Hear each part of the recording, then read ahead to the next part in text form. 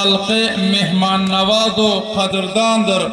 Yigitleri hem yaxşı södü, şirin zabandır. Yaş uluları sözler sizlere akıl sözlerden. Yaş uluları sözler sizlere akıl sözlerden. Hemmesi edepli ve ikramli, dana ve hoşbayandır.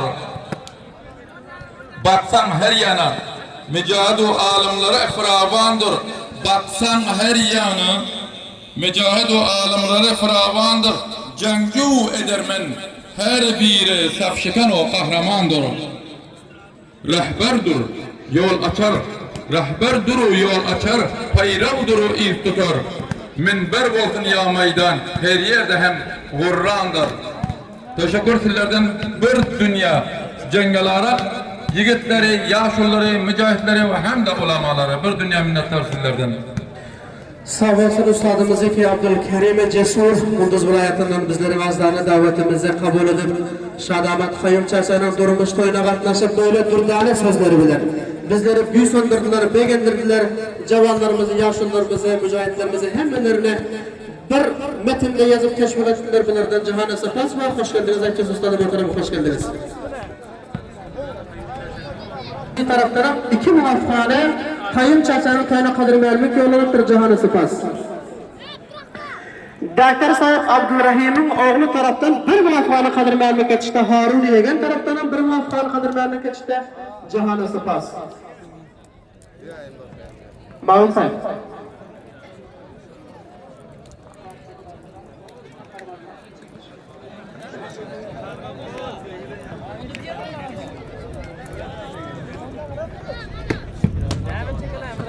Selam dostlar. Kari Said İbadullah Tokabaş Kayyum Çarşı'nın yakın dostlarının Müsabaka vilayeti Jovjan Usvali Merdiyane Kayyum Çarşı'nın durmuş toyuna 5 nefan kadar vermek yollattırlar Cahanı Sıpas. Usvali Merdiyan Kariyayı Cengalarıqta bulundu. Annabil çacağımızı ki şu adır safhalar arkalı Arabistan'ı Suriye'de canlı şekilde. Bilen kança vaxtlar istirahat edip görüyorsun ki bugün meydana çıkıp voleybol başında Başur Usvali Akça halkına iftihar getirecek.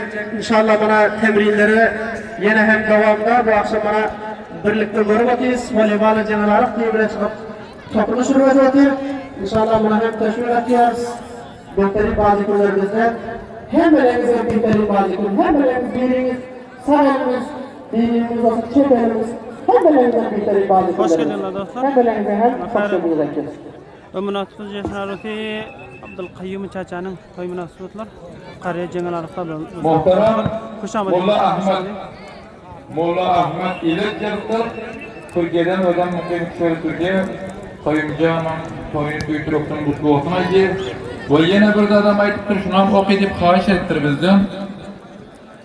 Bu iki misra bir bayt iki misra